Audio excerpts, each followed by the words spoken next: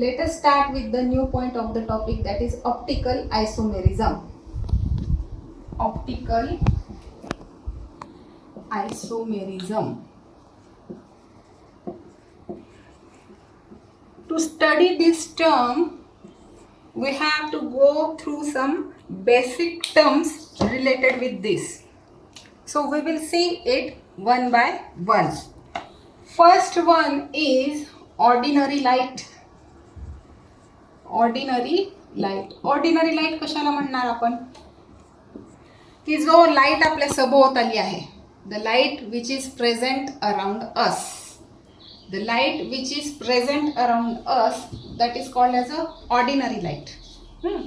म्हणजे it propagates in all direction, it propagates in all direction with different wavelength, with different wavelength. Okay, next term is monochromatic light. Monochromatic light,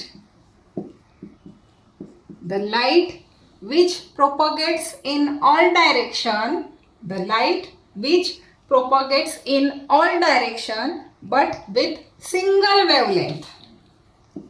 All direction, which propagates in all direction with single wavelength. Okay, now third one is plane polarized light.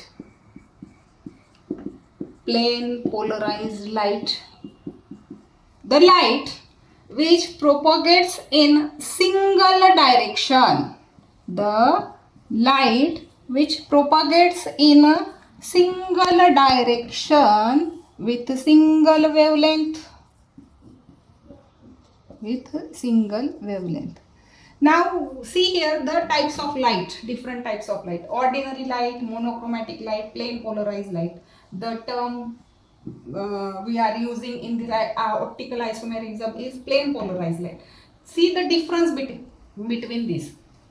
Ordinary light काय असतो, हा सगळीकडे जो आपण बघतोय, तो अनुभवतोय, तो आपल्या सभोवताली, which propagates in all direction with different wavelength. Monochromatic light काय आहे, which propagates in all direction but with single wavelength. Plane polarise light काय, which propagates in a single direction, एकाच डायरेक्शनमध्ये विथ सिंगल वेवलेंथ. लक्षात आलं. आता ह्या term, तर आपण ॲक्च्युली प्लेन पोलराइज लाईट काय आहे ते मी तुम्हाला डायग्रामॅटिकली एक्सप्लेन करते. Okay, now we will see the what is plane polarise light, किंवा त्याची ऍक्टिव्हिटी कशी असते ते बघू आपण. Plane polarised light. ओके, मी तुम्हाला एक डायग्राम काढून दाखवते. आता प्लेन पोलराइज्ड लाईट,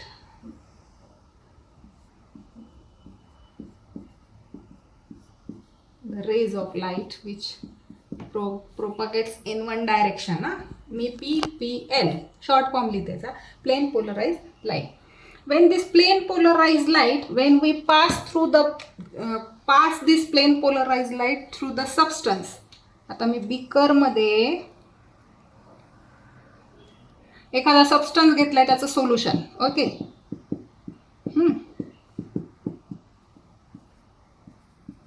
इथे सबस्टन्स किंवा तुम्ही कंपाऊंड सुद्धा म्हणू शकता, त्याचं सोल्युशन. ओके, आता मी इथे यातून हा लाईट पास झाला, प्लेन पोलराइज लाईट याच्यातून पास झाला. बघा, टू डायरेक्शन्स आर देअर.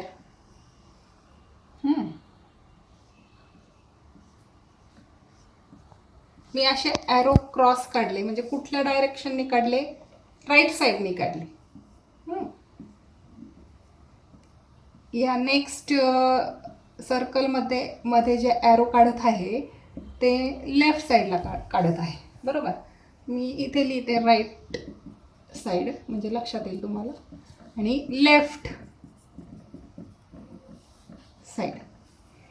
तर बघा, आता मी या डायग्राममध्ये प्लेन पोलराइज लाईट दाखवला आहे, इथे सबस्टन्स सोल्युशन त्याचं, आणि हा लाईट पास झाला आणि इथे दोन प्रकारे आपल्याला रिप्रेझेंट झालेला आहे, राईट हँड साईडला आणि लेफ्ट हँड साईडला. यालाच आपण दुसरं म्हणू शकतो की क्लॉकवाईज. ओके, क्लॉकवाईज, आणि ह्याला म्हणू शकतो आपण अँटी क्लॉकवाईज. ओके, आता आपल्याला ऑप्टिकल आयसोमेरिझम ही टर्म डिफाईन करायची आहे. डेफिनेशन कशी सांगणार बघा ह्याच्यावरून. The ability of a substance to rotate the plane of a plane polarized light, the ability of a substance to rotate plane of a plane polarized light towards clockwise or right side or anti-clockwise or left side is called optical activity. त्याला काय म्हणणार? Optical activity. And the phenomena is known as optical isomerism. The phenomena is known as optical isomerism. Once again, I repeat the definition of this optical isomerism phenomena. Listen carefully. When the ability of a substance to rotate the plane of the plane polarized light towards clockwise or anti-clockwise is called optical activity, and the phenomena is known as optical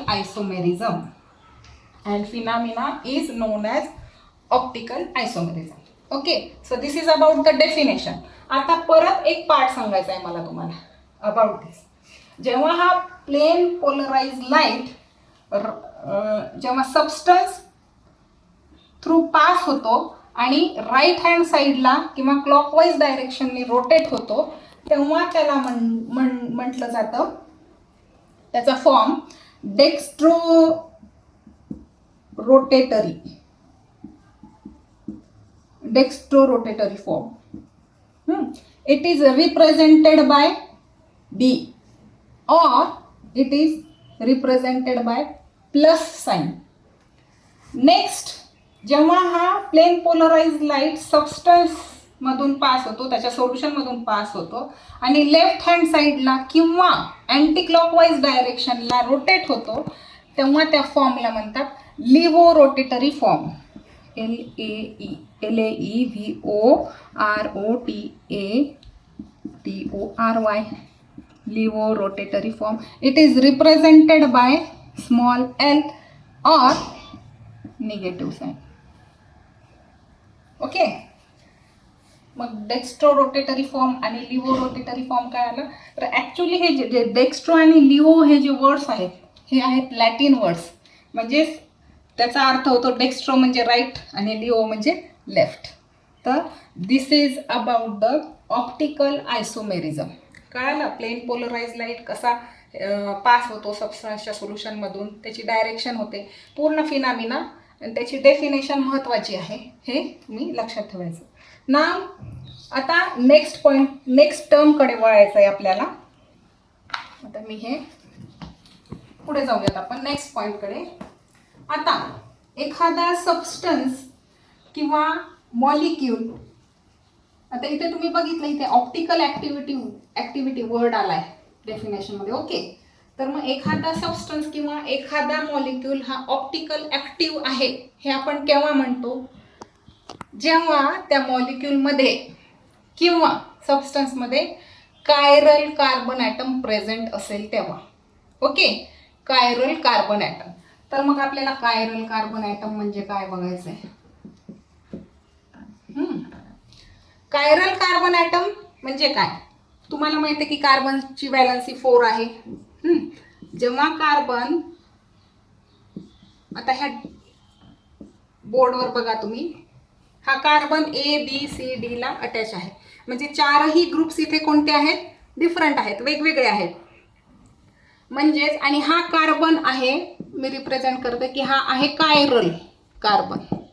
म्हणजे मग तुम्ही कसं define कराल किंवा तुम्हाला माहिती कसं होईल की कायरल कार्बन कोणता आहे, की जो कोणताही कार्बन 4 वेगवेगळे ॲटम किंवा ग्रुप ऑफ ॲटमला अटॅच असणारा जो कार्बन आहे, जो कार्बन 4 वेगळ्या डिफरंट ग्रुप किंवा डिफरंट ॲटम किंवा त्याचे ग्रुप्स ऑफ ॲटमला अटॅच आहे, त्या कार्बनला म्हणतो आपण कायरल कार्बन. अँड याला इथे थोडंसं स्टार्कनी रिप्रेझेंट केलं आहे, कारण की तो आपल्याला ओळखायला येईल की हा आहे chiral carbon atom. Okay. The substance which contains at least one chiral carbon, that substance is optically active. म्हणजे त्या सबस्टन्समध्ये एक तरी कायरल कार्बन पाहिजे, तेव्हा त्याला म्हणतो आपण ऑप्टिकली ॲक्टिव्ह. आणि जर हा कायरल कार्बन नसेल तर मग आपण त्या सबस्टन्सला ऑप्टिकली इनॅक्टिव्ह म्हणू. ओके.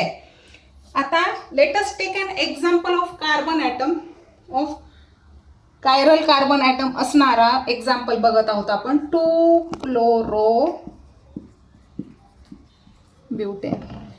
ओके. आता ह्या 2-क्लोरो-ब्युटेनमध्ये बघा कार्बनला 4 कोणते वेगळे ग्रुप अटॅच असतात. वरती हायड्रोजन, साईडला CH2CH3 म्हणजे हा इथिल ग्रुप आहे. ओके. हा हायड्रोजन आहे, इथे क्लोरीन आणि हा CH3. 2-क्लोरो-ब्युटेन या कार्बनला 4 वेगवेगळे ग्रुप्स अटॅच आहेत, म्हणून याला आपण म्हटलं कायरल कार्बन ॲटम. तर एक्झाममध्ये बऱ्याच वेळेला क्वेश्चन विचारला गेला आहे की explain the optical activity of 2-क्लोरो-ब्युटेन. 2 मार्कासाठी मॅक्झिमम विचारला गेलेला आहे. तर मग ऑप्टिकल ॲक्टिव्हिटी म्हणजे काय? 2-क्लोरो-ब्युटेनमध्ये कायरल कार्बन प्रेझेंट असलेला स्ट्रक्चर दाखवणं अपेक्षित आहे इथे. तर आता ऑप्टिकल ॲक्टिव्हिटी ऑफ 2-क्लोरो-ब्युटेन कशी एक्सप्लेन करायची बघा. आता हे स्ट्रक्चर, त्याच्या आपल्याला मिरर इमेजेस बघायच्या 2-क्लोरो-ब्युटेनच्या. बघा इकडे लक्ष द्या. कार्बनला 4 वेगवेगळे ग्रुप्स अटॅच आहेत. इकडे CH3 दाखवते, Cl आणि C2H5. जेव्हा आपण त्याची मिरर इमेज बघू, दिस इज मिरर इमेजमध्ये काय होईल, हा इथे हायड्रोजन वरती आहे, कार्बनच्या पाठीमागे हा इकडे आहे, तर त्याच्या पाठीमागे इकडे येईल त्याची मिरर इमेज. आता इथे अलीकडे काय येईल, C2H5 आणि इथे Cl. Okay. This is the, याला म्हणत आहे मी, किंवा याला आधी नाव देऊ आपण ना, डेक्स्ट्रो, म्हणजे याला रिप्रेझेंट करतात D2-क्लोरोब्युटेन आणि हा L2-क्लोरोब्युटेन, डेक्स्ट्रो आणि लिव. आता दीज आर द, बघा इकडे लक्ष द्या, these are the non super imposable mirror images. आता non super imposable mirror images. Only observe the diagram first. I will see you. I want to share with you what is superimposable mirror images. Superimposable mirror images.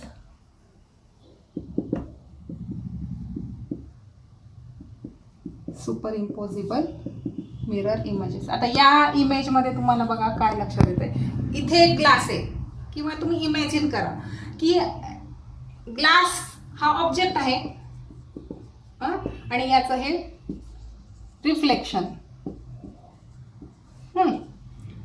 Object आणि त्याचं reflection.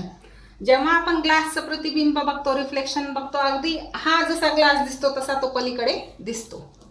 बरोबर. म्हणजे एकमेकांवर जर ठेवले आपण तर ते अगदी करेक्ट मॅच होतील.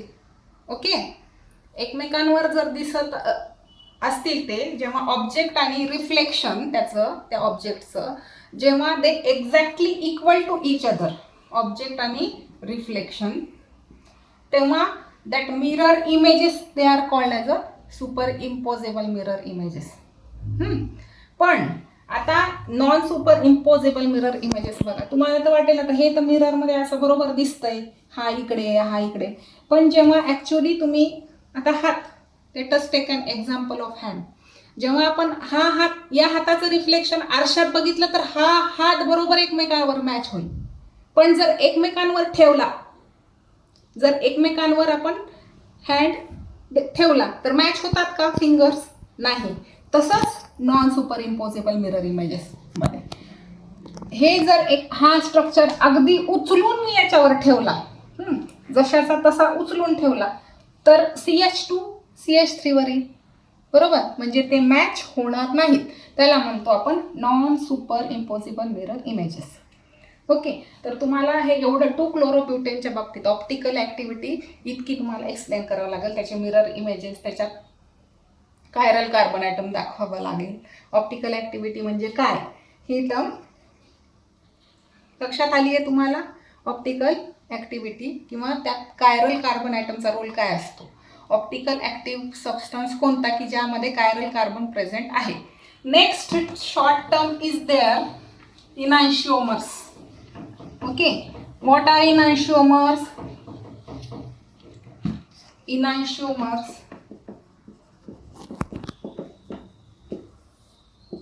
optical isomers, they are also called as a enantiomers. Optical isomers, they are also called as a enantiomer. Okay, ही एक term. Now next term is a racemic mixture. Racemic मिक्सचरची सुद्धा डेफिनेशन बऱ्याच वेळेस विचारली गेलेली आहे एक्झाममध्ये. तर रेसिमिक मिक्सचर म्हणजे काय, तर बघा मी डेफिनेशन सांगते. तर इक्विमोलार मिक्सचर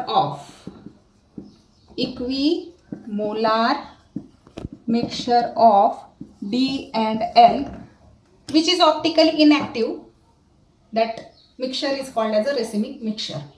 जेव्हा डेक्स्ट्रो आणि लिओ रोटेटरी फॉर्म जेव्हा आपण त्याचं इक्वल क्वांटिटी घेतो, तेव्हा डेक्स्ट्रो फॉर्म तर राईट हँड साईडला रोटेट होतो, लिओ फॉर्म लेफ्ट हँड साईडला रोटेट होतो. दोन्ही रोटेट होतात म्हणजे त्यांचं रोटेशन एकमेकांचे ते कॅन्सल करतात आणि त्याची ॲक्टिव्हिटी ते काय करतात, ऑप्टिकली इनॅक्टिव्ह बनतात. म्हणून परत एकदा लक्षात घ्या की equimolar mixture of dextro and laevo rotatory form which is optically inactive, that mixture is called as a racemic mixture. Okay, these are the terms related to the optical isomerism. Thank you.